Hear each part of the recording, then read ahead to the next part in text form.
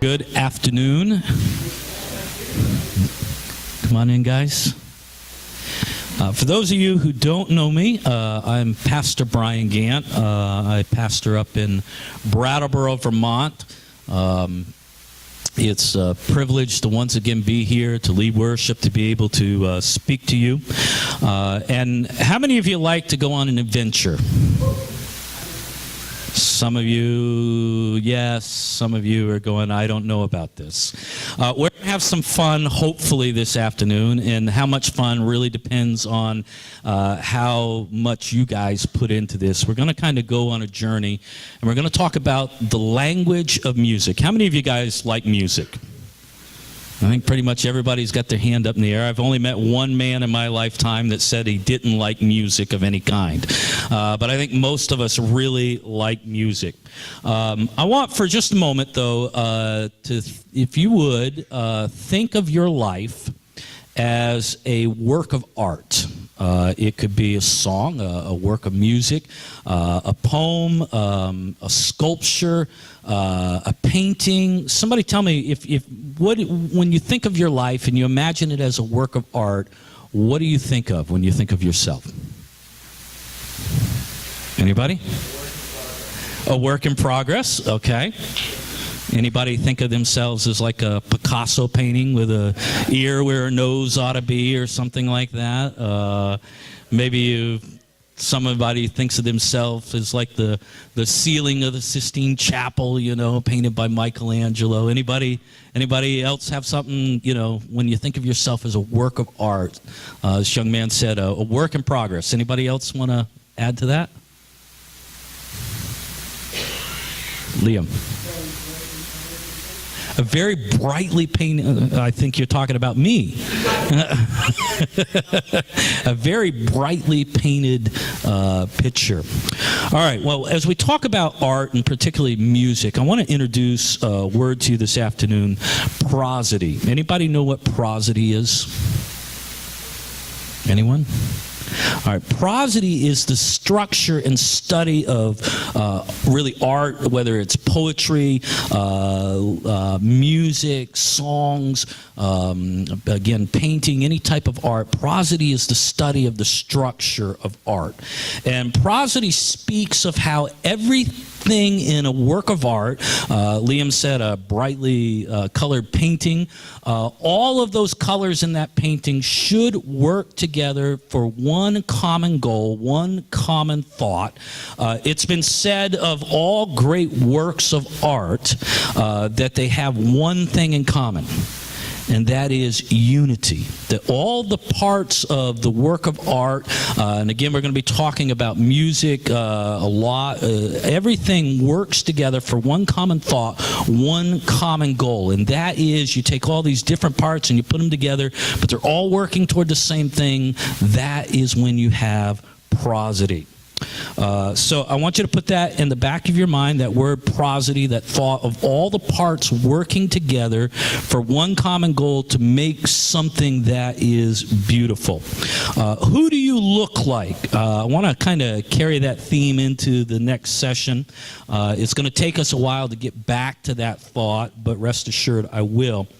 Our goals for the next hour or so are to identify several things: what music was created for, what the music you listen to is saying to you, what the music you listen to says about you, what you say through music, the music that you sing or create, and to see how that we should all have prosody in our lives as if we were works of art. In other words, if we were a work of art, what would someone see when they look at you?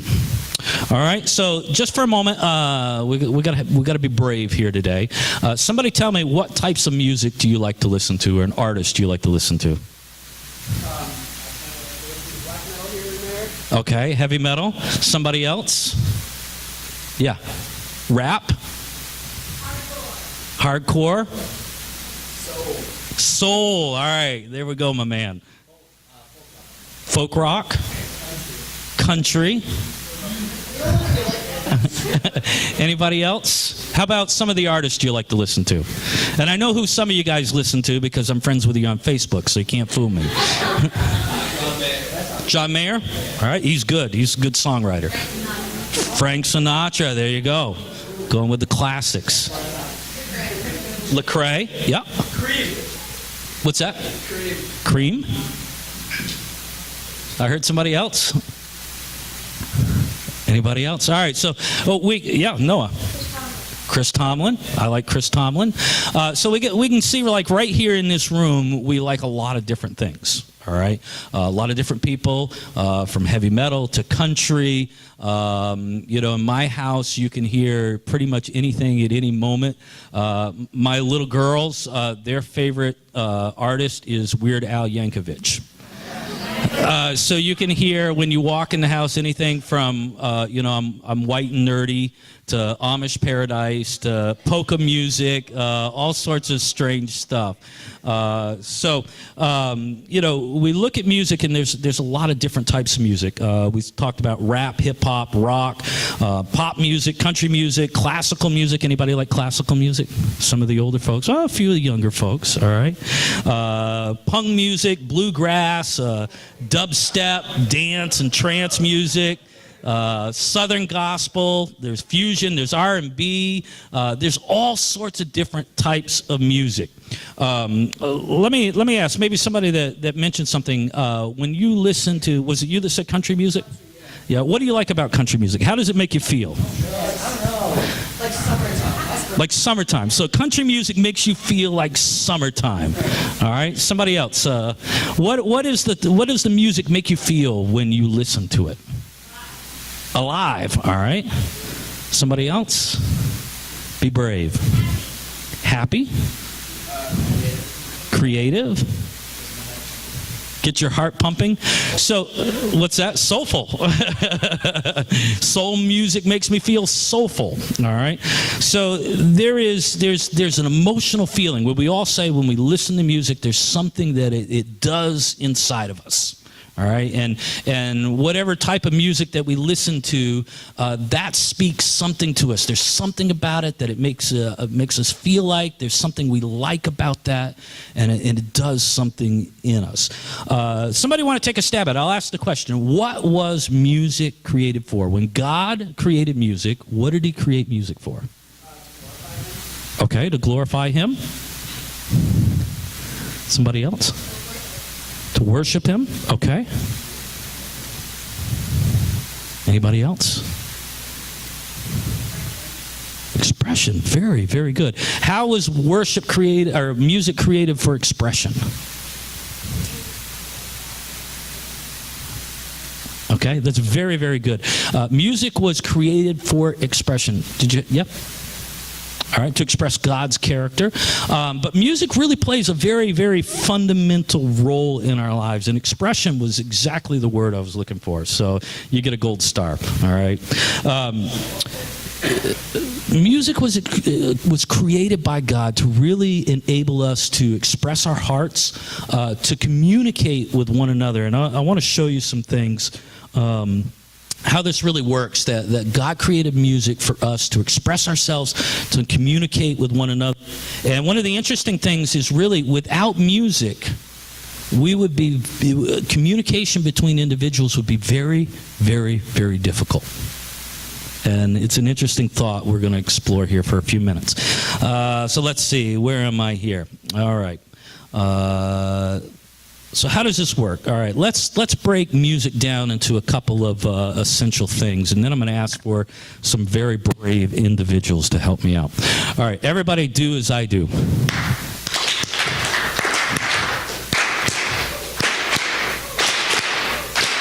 All right. Somebody tell me what that's called besides clapping. Rhythm. All right. All music has two essential things. The first one is rhythm. Now, how many of you know that different rhythms make you feel different ways? All right. Does anybody like to dance?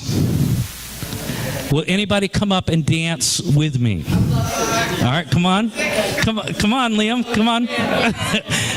Anybody else? Anybody? You come on up. It's open to everybody here. All right. Now I'm going to have everybody else stand up, and you can dance along with us. All right, but we'll let you do it from there instead of up here.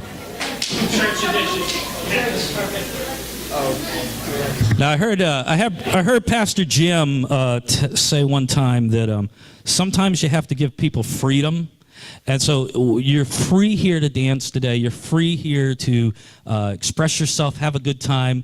But however, let's just remember where we're at and respect the Lord. Okay, so we're going to start you out with something simple. Maybe you want to spread out a little. And let's just see how this music, this rhythm speaks to you.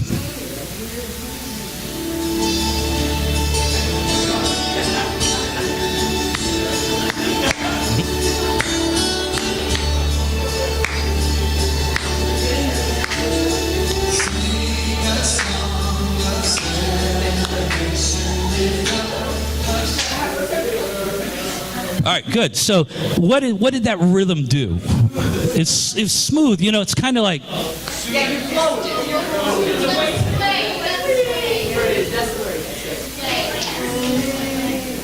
right, let's try another one.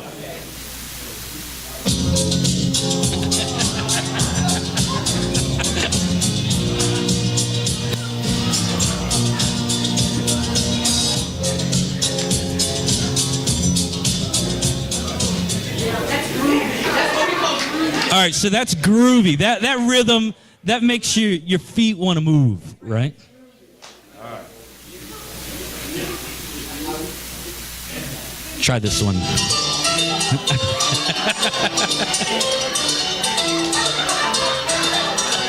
All right, come on, everybody else, come on.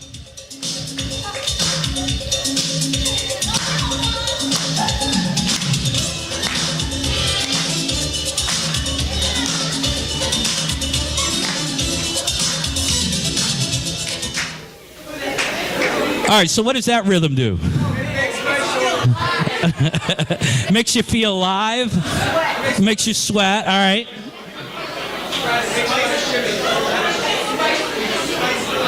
Let's try another one, see if you guys can dance to this one.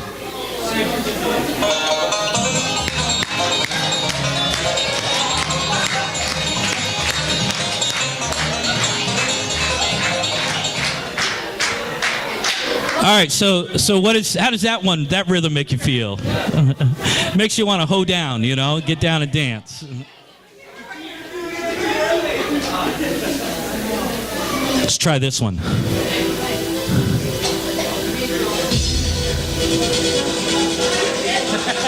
He's got it. That's it.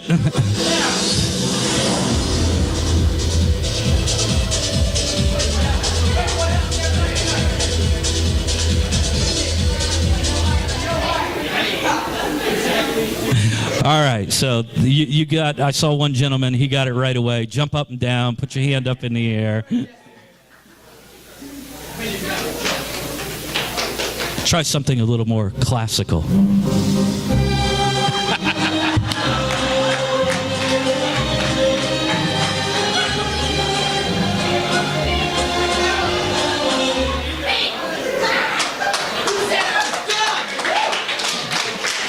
Very nice, very nice, very nice. All right, I got one last one for you, all right?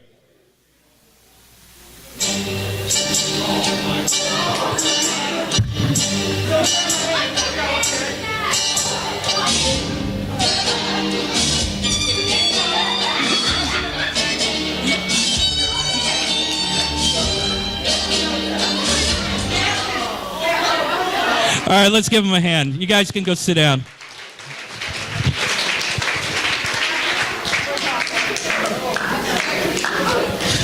Thank you, guys.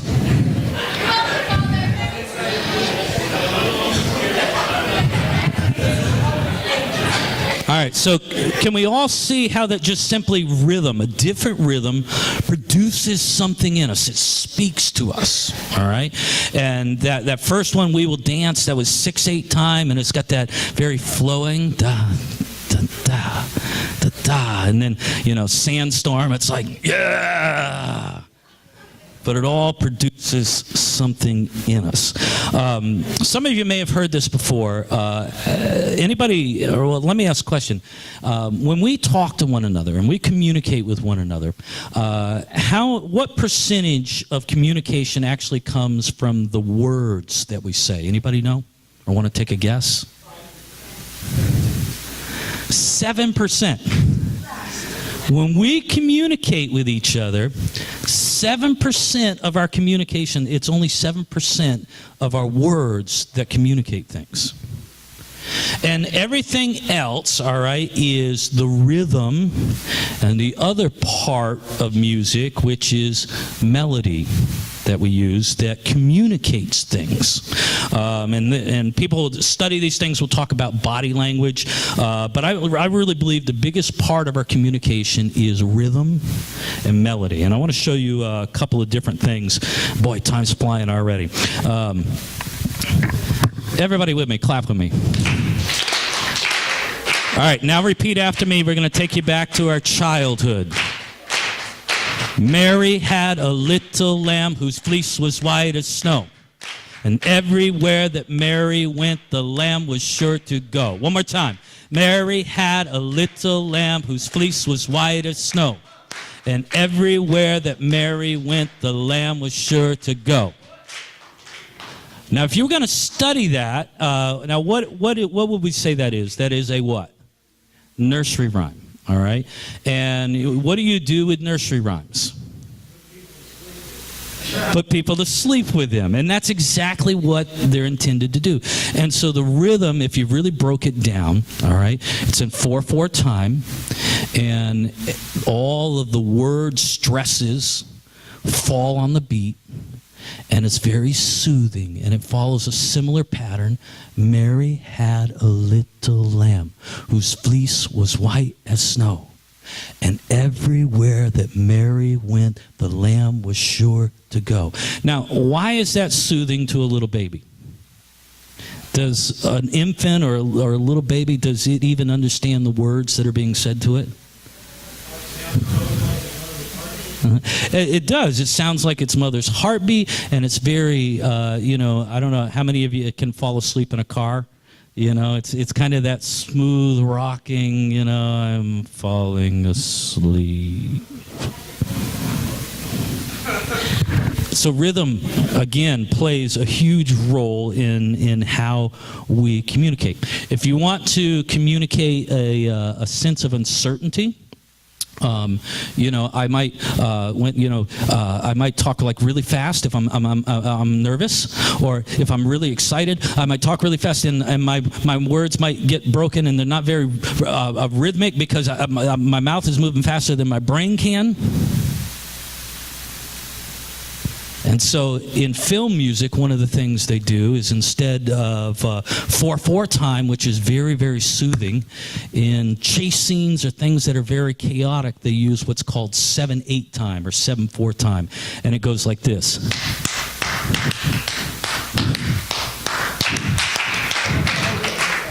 All right?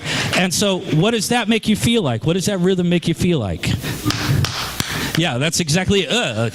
Because it's unsteady, it's uncertain. You never quite get the sense of where one is going to fall, which is your most soothing and steady place to be rhythmically. All right, everybody follow me so far? You see the importance of rhythm. Let's talk about melody for a moment. Somebody, do we have any actors or actresses here? All right, why don't you come up, both of you come on up here. And what I want you to do is, hi, what's your name? Gabrielle. Gabrielle, it's nice to meet you. I know this guy, so this is Liam, everybody, by the way. So now, what I really want you guys to do is kind of overact for me, all right? Can you do that? All right, so Liam, can you tell us how excited you are to be here at Student Leadership? I don't know, I'm just so excited. It's like amazing to be here, just God's like presence is amazing. It's like, I can't get enough. I need to take a seat. Okay. Thank you. That was Academy Award winning stuff right there. right, so maybe you could, maybe you've had a tragic event happen in your life. All right, so could you tell us something sad? I can't believe it. I lost my cat the other day. I was like falling all apart. I couldn't handle it. I literally passed out. Very, very, very nice. All right, you guys can have a seat. Now, what did you notice about their voices? What's that? Okay, pitch. So they actually had a melody to the way they spoke. All right?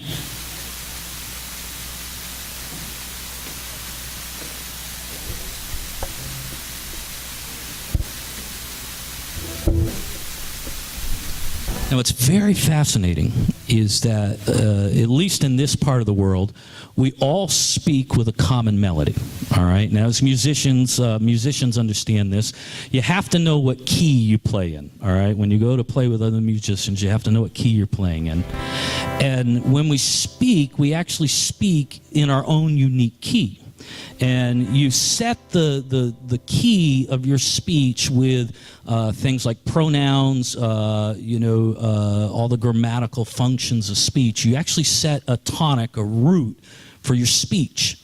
And all the things you say and the way that you express things jump off of that starting point. And so when you're happy, you speak in a major key. And major keys are always happy. I heard one gentleman say, no one ever dies in a major key. Why? Because major keys are happy. Now, what happens when we're sad? I'm in a minor key because I lost my cat. I don't know where it went. It was my favorite cat out of the 300 that I own. And so we actually will sing a song that tells the listener whether we're happy or sad. And we all just do this naturally. Now, in music, you have what are called suspended chords, that they don't have a major or minor third, like I just played, and so they're not happy or sad. They're uncertain. They're unresolved. And I'm not sure where this is going because I'm not reading my notes. No.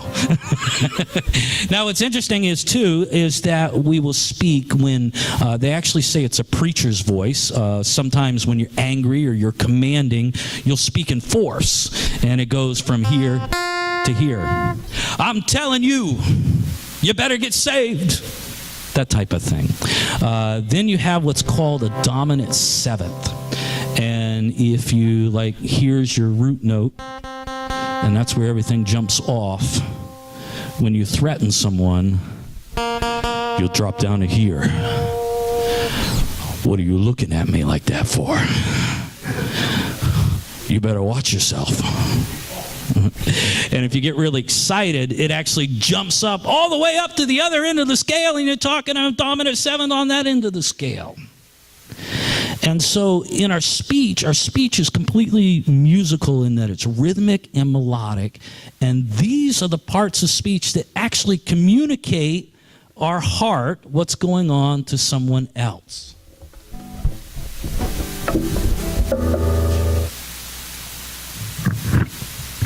See if I can find where I am in my notes here.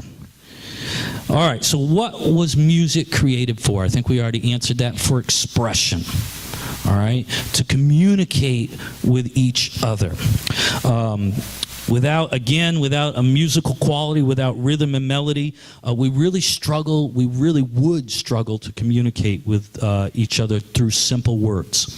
If I said to you, I'm really glad to see you here today, what would you think? I don't know, this guy's weird. Listen to the way he talks. Now, if I said, listen, I'm really glad to see you here today, what would you think? I'm genuinely glad to see you here today.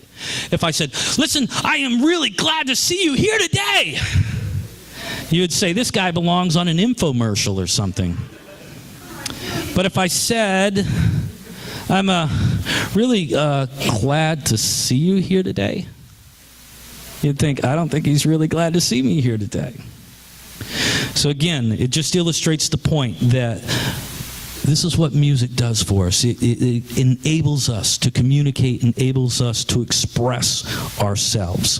Again, it's not the words I say, it's the rhythm and melody that communicate things, and even body language. Music doesn't even need words to express things. We already talked about rhythm, and we saw what that kind of produces as we kind of got everybody up here for a moment to act silly and kind of dance around. See if I can put the right code in here. All right, there we go. I want you to take a listen to this and tell me what you feel.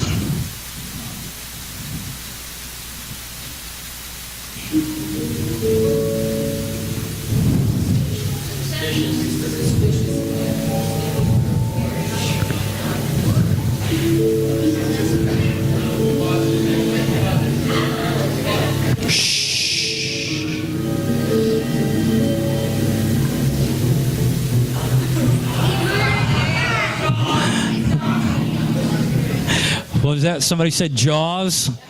Most of you guys are probably too young to remember that movie. You've seen it on DVD or something. But when you hear that, dum, what does that tell you? Shark, look out, danger, be careful.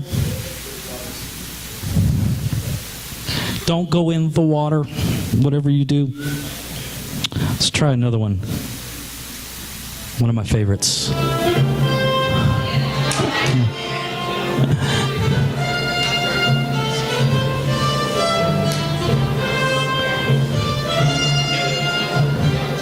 We're going on an adventure.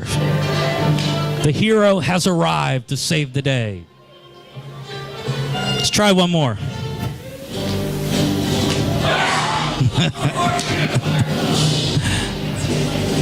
What does this one say to you?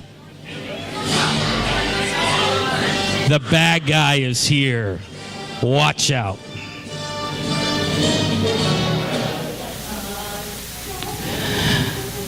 So you don't even need words to express emotion. Almost from the very moment that movies began to be made, music was used. It became a very important part of movies because the directors figured out that they could cue the audience as to how to feel without having the actors need to explain things. Liam. When movies were first created, the films were silent, so they needed music and lighting for expression. Absolutely, absolutely. And so it's something that directors use all over the place because just like that, when you hear that dum, it tells the audience, look out, this is how you should feel. When you hear those French horns in Raiders of the Lost Ark, it's, all right, we're going on an adventure. You hear those trombones in the Imperial March, look out, the bad guy is here. It cues you how to feel, and again, it really speaks to us. So how many of you remember the thought of prosody? Remember that? We started out with that. I said keep it in the back of your mind. What was prosody? Anybody remember? All right, study of structure, of art, of music, of poetry, of these things. And when you have prosody, it means that all the parts are working together for a common purpose, a common thought. And so I want to ask the question, kind of change gears now for a second, because I think you guys have all kind of got the concept here of music communicating things to us. What is the music you listen to saying to you? What is the music that you listen to saying to you? Anybody want to take a crack at it? Either one.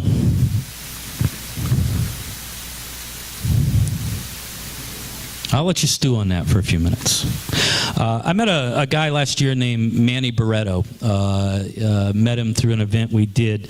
Manny works with Teen Challenge now. He's been through the program. And he worked in the hip-hop and rap industry in New York City. And he said something to me that was just stunning, I thought. He said that every song that they produced, was made with the intention and the design of drawing young people into their world of gangs, drugs, and sex. Everything they did.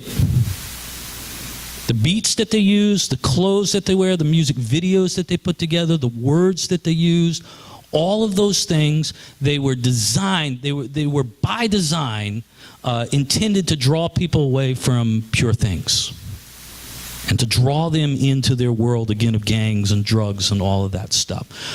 Manny has completely given his life over to the Lord now, praise God. But again, I just thought that admission was stunning. I won't go into all the details of how I got there, but I went to a secular concert a few weeks ago, and I saw this kind of very thing, this thought of everything working together for a common purpose in action. It wasn't hip-hop or rap. It was one of the latest boy bands. Everybody know what a boy band is? All right, you go back in time, you know, to like the Jackson 5, and then New Kids on the Block, and then Backstreet Boys, and NSYNC, and O-Town, and One Direction, and all of those guys. All right, but everything they said lyrically, every word that came out of their mouths, every note they played, the lighting, the clothes that they wore, all had prosody. All right? It was all designed, it was all working toward one common goal. Somebody tell me what that common goal was. What's that? Attention, okay. Attention aimed or looking to draw attention from one specific group. 12-year-old girls. Okay. Well, not just 12-year-old girls, but girls from, say, 12 to 18, maybe even up to 21. Everything that they did, everything they said, again, everything they wore, all the songs, they were all working to speak to one group of people. Young women. Now, and I hope this is not true about all of you young ladies, but typically, you might not want to admit it, but young ladies from the age of 12 to, say, 21 want a couple of things in life. They want somebody to tell them that they're loved and that they're beautiful. Anybody want to disagree with that?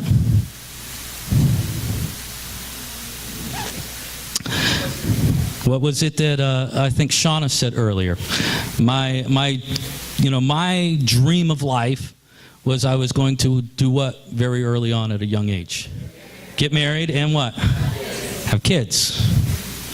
She was looking for Prince Charming, right? Well, let me tell you what. Their avalanche of prosody to make young women feel loved and that they're special, guess what? It works. And it works very, very, very, very well. I think I was almost trampled a dozen times past the T-shirt counter. And being male, married, and I certainly don't need 4 young men to tell me how beautiful I am.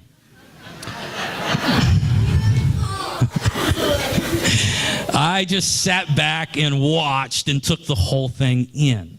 And what was amazing was to watch how these young ladies and the few parents that were sitting there, but particularly these young ladies, how they reacted to this whole onslaught of prosody that said, "You're beautiful and I love you." They cried and they screamed. And at one point, I watched as probably 6,000 young ladies stood there all going. Now, somebody tell me what that is. Worship. And so what is this producing in them? Idol worship, the worship of man. So what is the music saying to the listener? Worship me and I will fulfill your innermost desires. I will love you. I will tell you you're beautiful. I will give you all the things that you want and need. And it works because CDs and t-shirts and stuff were flying out of that place. Have you ever noticed how people will immerse themselves into a particular style of music? Have you ever noticed that somebody gets really caught up in a particular style of music, it actually affects the way they physically look? I didn't say you. I said, have you ever seen that with someone? Somebody, you know, if you think of like really hardcore music, like, you know, like heavy metal, death metal, goth, that kind of stuff, what do people that really get into that stuff normally look like? All dressed in black. All right, all dressed in black. Eyeliner. Piercings. Tattoos. They look depressed. All right, let's take a different style. All right, what about and I know that you guys, some of you are probably way too young to remember all this, but how about grunge music, the Seattle scene? Anybody know anything about the Seattle scene? Nirvana, flannel shirts, kind of long, crazy, unwashed, smelly, I don't want to say that. All right. How about dance music? Going out clubbing. Neon. All right. How about tight-fitting clothing? Spandex. Huge hair. All right. All right. Shh. If you go way back in time, way back in time, before my day, you had the rockers and the mods. Anybody ever hear about them? All right, they were two different British subcultures that clashed. And the rockers, they rode motorcycles and they wore leather and boots, and they wore their hair like the rockers in the 50s. And then the mods, they rode scooters and they dressed up in clean-cut suits and had clean-cut haircuts. And the cultures clashed, and there was fights and all sorts of stuff that went on. But they each identify with a certain type of music, certain look. It affected everything about them. All right, country music. What's that? When you think of country music, what do you think of in terms of dress? All right, somebody said hats, trucks. What's that? Okay, denim, cowboy boots. Horses. All right, pigtails. Tractors. All sorts of stuff. Now, you want to go back to my teenage years. It was all about excess. Long guitar solos, which are followed by long drum solos. Andrew knows what I'm talking about. And really excessively big, long hair, even for the guys. And really like outlandish clothes and things of that nature. All right, so we can see that music really even affects the way that we physically look in many cases. So what is your music saying about you? How does it affect who you look like? Anybody want to take a stab at that again? Any thoughts? Changes your friends? Yes.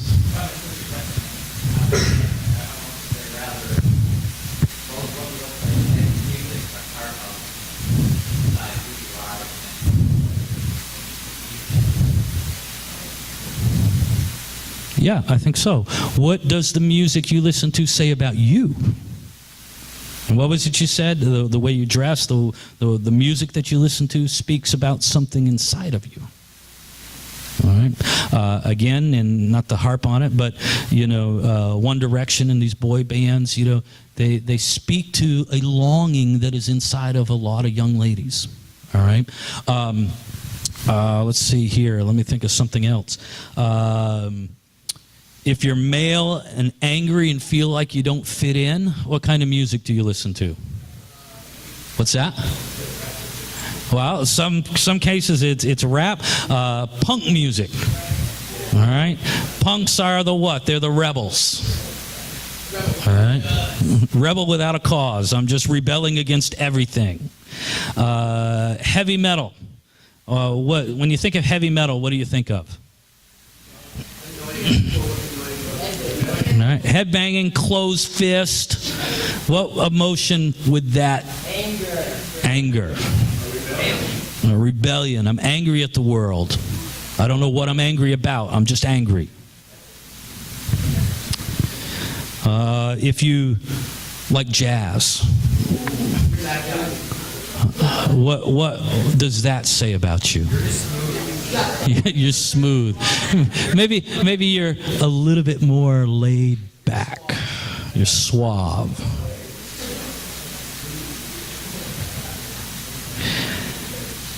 If you like dance and party music, what do you think that says about you? All right, hold on, one at a time. Shh. Okay, somebody needs attention. What happens, and hopefully you guys aren't out there, but what do you think happens when you go out to the clubs and you just get lost in the music? Just out there dancing away. Anybody? I hear a lot of conversation over here. Anybody want to be brave?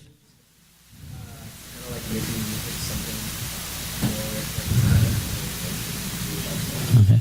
Maybe it's a way of just kind of losing yourself. All right?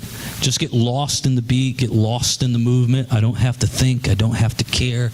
I'm just, played that I think it's called Sandstorm there a few minutes ago, and I forget who it was. Just, just jumping up and down. Just let me forget everything. Let me just get lost in the beat.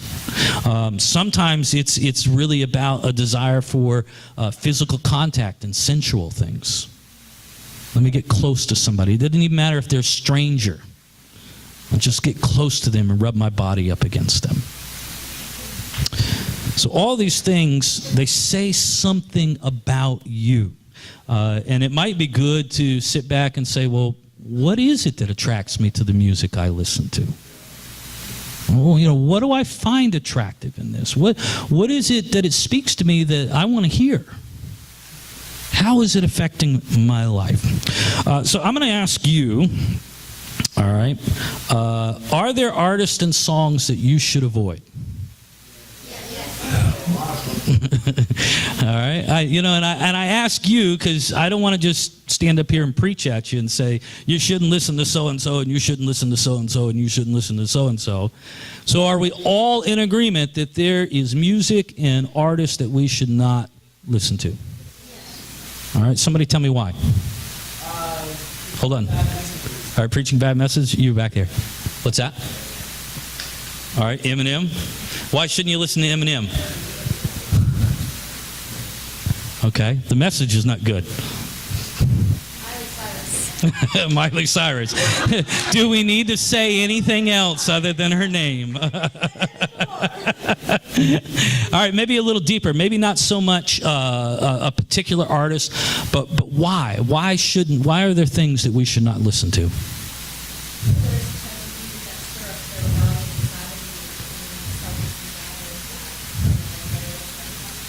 Yeah. All right. It's hard enough to fight them without it being stirred up in us by other things. All right. Yes. Okay, they could be telling you lies, leading you into all sorts of things. All right. Can depress you. Can actually, in a lot of situations, somebody's depressed, so they're drawn to depressing music. But what's the result of it? It makes you more depressed. All right. Yeah, that's right. You're angry, but you listen to angry music, and what does that produce? More anger. All right, good stuff, guys, good stuff. All right, absolutely. All right, because here's my response to that question. Are there songs, are there artists, are there things you should not listen to? Absolutely. Why? Because these things speak to you on a level that bypasses your brain. All right? It goes into your ears, and you're not even listening to the words, and it is speaking to your heart. It's speaking to you on a spiritual level, on a soul level that you don't even understand. All right, just like we play these different rhythms, and you just automatically start dancing a certain way. It produces something inside of you. Now I'm going to ask the question: does this mean that Christians should avoid certain styles of music? I heard no. Any yeses? All right. All right, so somebody tell me, you think Christians, there's no particular style of music that Christians shouldn't avoid. Give me a reason why. Well, no matter what genre of music you listen to, you can find a Christian band. Okay. Know that very well. So that means just because they're out there, it's okay. Okay. Somebody else said no. I heard several no's. Somebody else want to take a crack at it?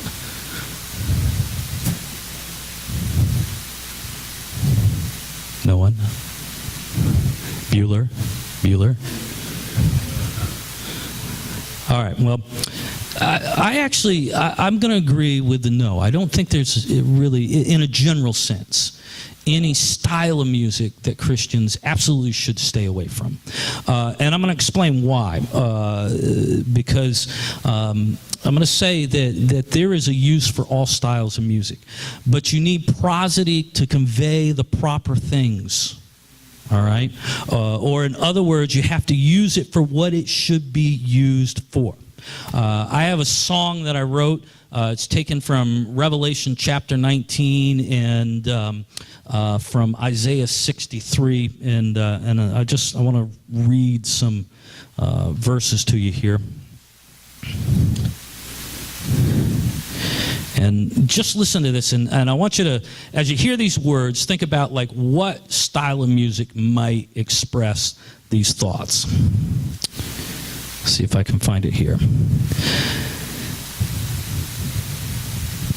Then I saw heaven opened, and behold, a white horse. The one sitting on it is called Faithful and True, and in righteousness he judges and makes war. His eyes are like a flame of fire, and on his head are many diadems. And he has a name written that no one knows but himself. He is clothed in a robe dipped in blood. And the name by which he is called is the Word of God. And the armies of heaven, arrayed in fine linen, white and pure, were following him on white horses. From his mouth comes a sharp sword with which to strike down the nations, and he will rule them with a rod of iron. He will tread the winepress of the fury of the wrath of God the Almighty.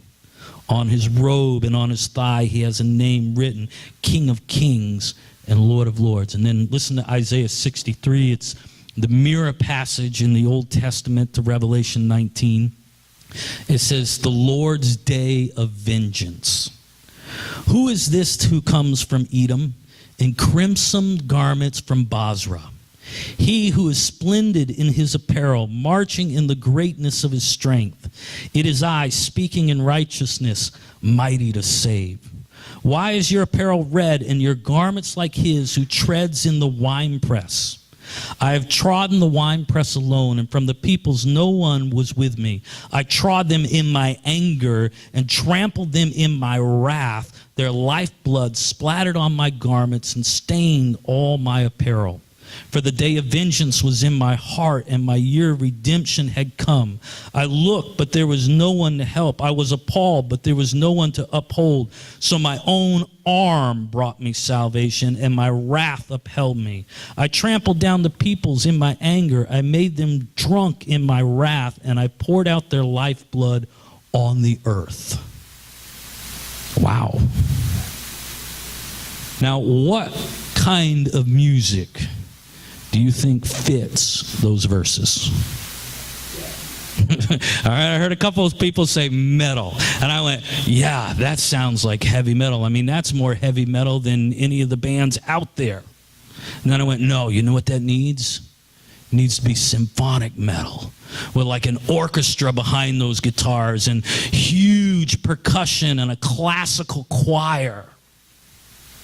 Because it expresses the emotion, it expresses the thoughts of the Lord's vengeance on his enemies. Now that's heavy stuff. I wrote another song about Hananiah, Azariah, and Mishael. Everybody remember those guys? Shadrach, Meshach, and Abednego. And their stand against Nebuchadnezzar and their refusal to worship the idol that Nebuchadnezzar set up. And I kind of had the music written, and I've got the thought of the song in my head. And this time I'm going, you know, that just sounds like rap to me. It sounds, you know, that kind of defiant, kind of counterculture thing that, you know, we're a different type of people. We're not going to bow down. And so I'd never written a rap before in my life, but I did for that song. Why? Because it fit the emotion. There was this prosody to conveying the thought. Another song I wrote talks about the cross. And I'll be ever true to the cross. And I said, you know what? That sounds like a hymn. And so it fits. And I set that like an old time hymn. Why? Because it conveys the emotion of the devotion to the Lord and to the things that the lyrics are talking about.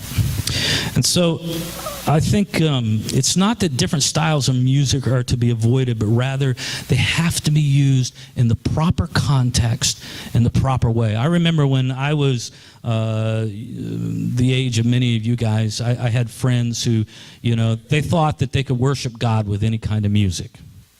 You know, and they had, you know, Liam talked about you can find a Christian band in any style that's out there.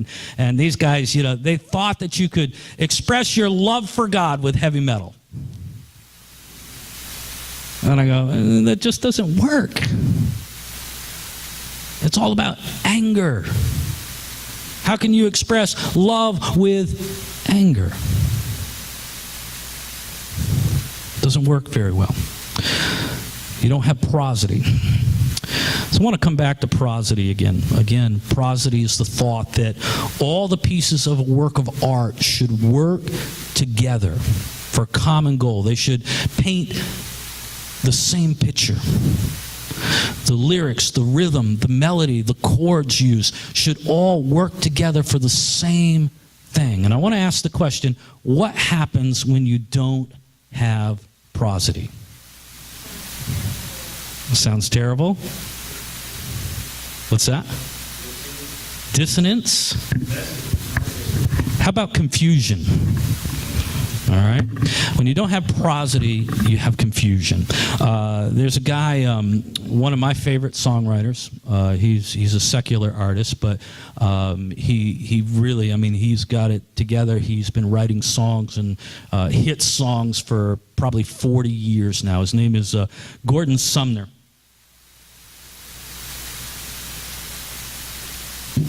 He's got incredible lyrics, incredible poetic lyrics. I got to spin around here for a second. Yeah, I'm not trying to look cool. I just don't want to trip.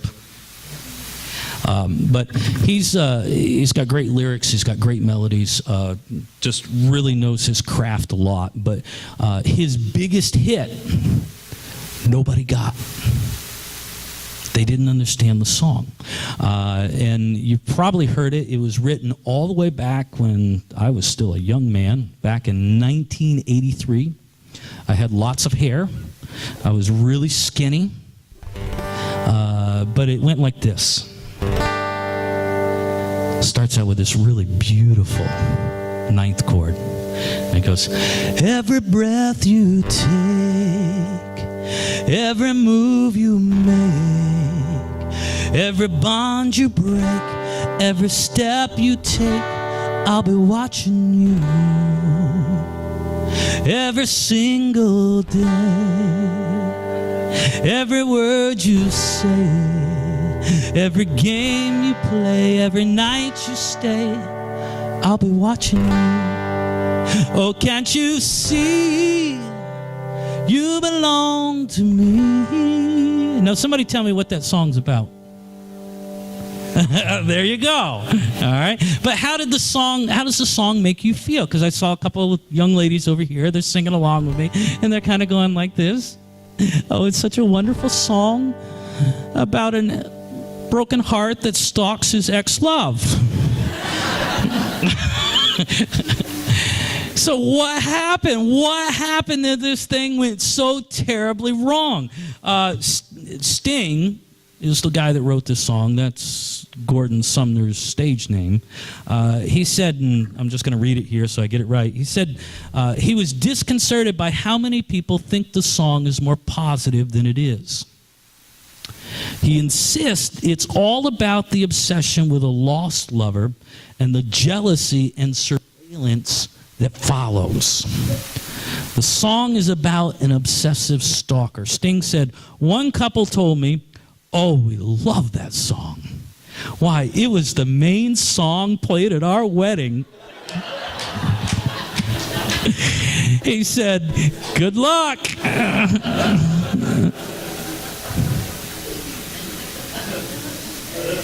When asked why he appears so angry and disturbing in the video for the song, Sting said, I think the song is very, very sinister and ugly.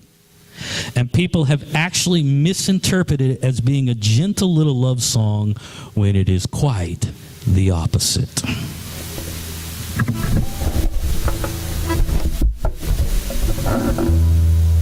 So somebody tell me, what went wrong?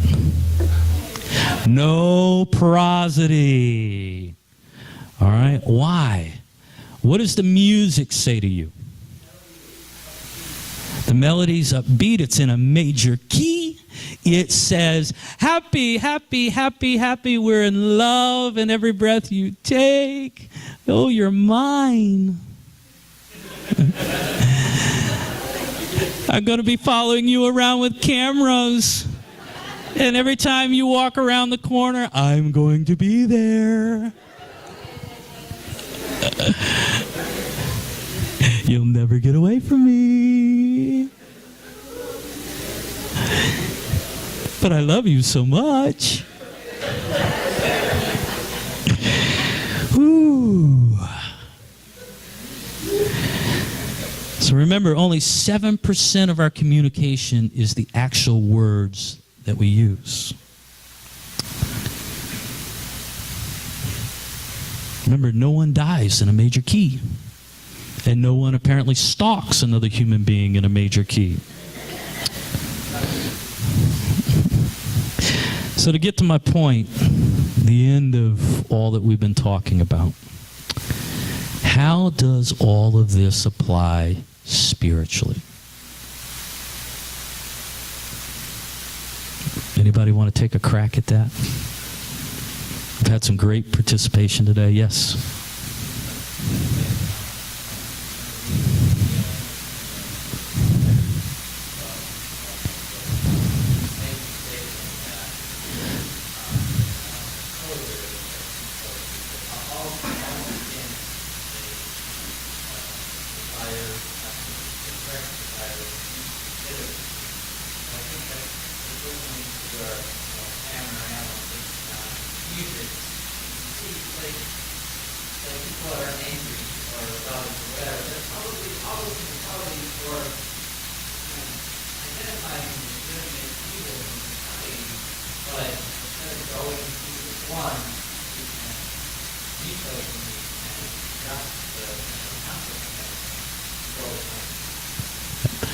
Absolutely.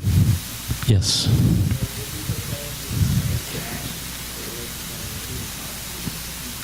Oh, there you go. Say that again. If you proclaim Jesus Christ, you had better live your life with your actions and your words, and everything that you do, it better be in prosody with what God preaches. Give me a high five right there. What did I say at the beginning? I said, I want you to just imagine your life as a work of art.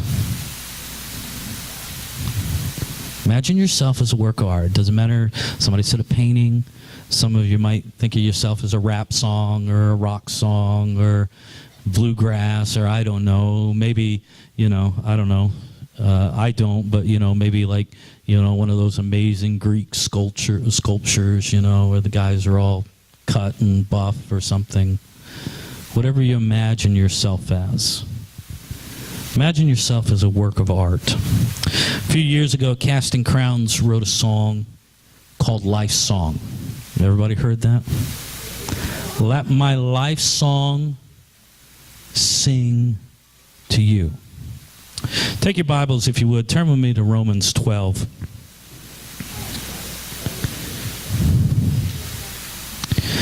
Thought of that song by Casting Crowns is that our lives are a work of art, and that it is a song. And it is a song that we sing to the Lord. It's a song, it's a work of art that we bring to Him and we present before Him. That our words, our thoughts, our actions, again, like a work of art, it expresses, it's the fullest expression of our worship of Him. Romans 12:1 says, "Therefore I urge you, brothers and sisters, in view of God's mercy, to offer your bodies as a living sacrifice, holy and pleasing to God. This is your true and proper worship." Let me read that again. "Therefore I urge you, brothers and sisters, in view of God's mercy, to offer your bodies, your being, everything you are, as a living sacrifice, holy and pleasing to God. This is your true and proper worship." What is Paul saying here? If you want true and proper worship, you have to have prosody, just like this young man said, not only in the songs that we sing, not just in the raising of our hands and in all the other things that we normally think of as worship and call worship, but you have to have prosody in all areas of life. A unity in life if you're really going to truly worship God. What happens? We already talked about it, but again, what happens when you have a lack of prosody? The listener gets confused, doesn't understand what's being said to them. There's a disconnect between the words and the rest of our lives. The lyrics say one thing, but the music, our actions, if you will, our thoughts, our hearts communicate something different. You see, your words may worship God, but your lifestyle can say something completely different. Now, we know that the Lord knows our hearts better than we do, but the point is this. The Lord listens to our worship. He sees us raise our hands and maybe even dance before Him. He hears the words that we say, the songs that we sing. But I think far too often in the church today, He responds by saying to us, "Your message is confusing to me. You honor me with words. You openly express gratitude, yet in secret, you do not. Outwardly, man thinks you honor me, but inwardly, I know the truth." You have a problem with your prosody. So, when we talk about who we look like, when we talk about how when the Lord looks at us, what does He see in us? Who are we supposed to look like? Someone? Christ, Jesus. When the Lord looks at us, what does He see? We can even take a lot of these things that I've talked about today and look inwardly and look into ourselves and say, well, who is it I look like? Why do I have these feelings, these desires, these emotions? Do they come from God or do they come from someplace else? Is there prosody in my life or do I have a prosody problem? So we must remember that to worship the Lord, we're commanded to do so in spirit and in truth. You cannot worship the Lord alone with words and in song. You have to worship Him by the very lifestyle you lead. You cannot worship God and then take His name in vain with that very same mouth. You cannot work evil with your hands and then raise those same hands in worship to Him. You cannot dance before the Lord in worship and then allow those same feet to take you places that you know you're going to sin.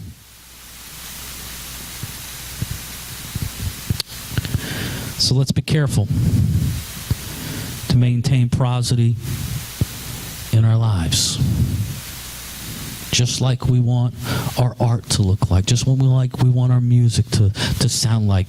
We don't want a jumbled mess. We want it to be beautiful and something that we can present to God. Amen.